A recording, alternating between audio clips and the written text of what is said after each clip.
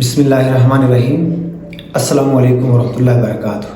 ہمارے معاشرے میں ایک پہلو عام ہے کہ ہم جن لوگوں کے ساتھ رہ رہے ہوتے ہیں اور جن کے ساتھ رہنا ضروری ہوتا ہے انہی سے ہم تنگ ہوتے ہیں، انہی کے ساتھ ہم رہنا پسند نہیں کرتے، جس وجہ سے ہم سمجھتے ہیں کہ ہماری زندگی میں سکون نہیں ہے۔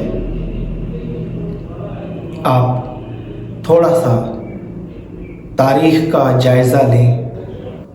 داناؤں نے جاہلوں کے ساتھ گزارا کیا ہے، پیغمبروں نے منکروں کے ساتھ ڈیل کی۔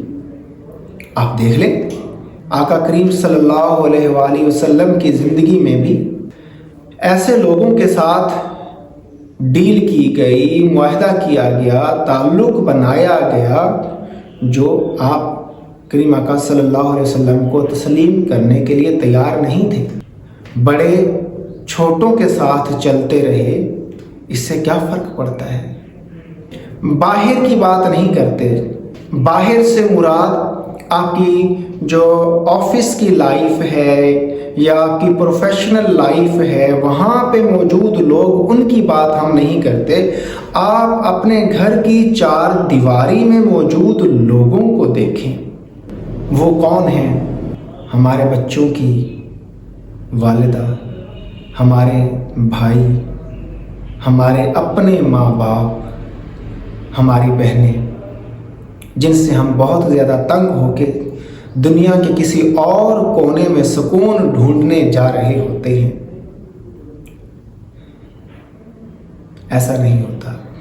آپ کے ارد گرد موجود وہ لوگ جنہیں آپ انتہائی بیوقوف سمجھتے ہیں، اگر آپ ان کے ساتھ جینا سیکھ لیں تو زندگی پرسکون ہو جائے گی۔ وہ بیوقوف لوگ کون ہیں؟ ہمارے بچوں کی ماں، ہمارے بھائی بہنیں، اور ہماری جنت ہمارے والدین، جنہیں ہم بیوقوف سمجھ رہے ہوتے ہیں اور سمجھتے ہیں کہ ان کے علاوہ دنیا کے سارے لوگ سیانے ہیں۔ ایسا نہیں ہے۔ سو کالڈ جنہیں آپ بیوقوف سمجھ رہے ہیں، اگر آپ انہی کے ساتھ تھوڑا سا ایڈجسٹ کرنا سیکھ لیں تو آپ کی دنیا بھی جنت بن جائے گی، آخرت بھی جنت بن جائے گی، آپ کی زندگی میں سکون آ جائے گا۔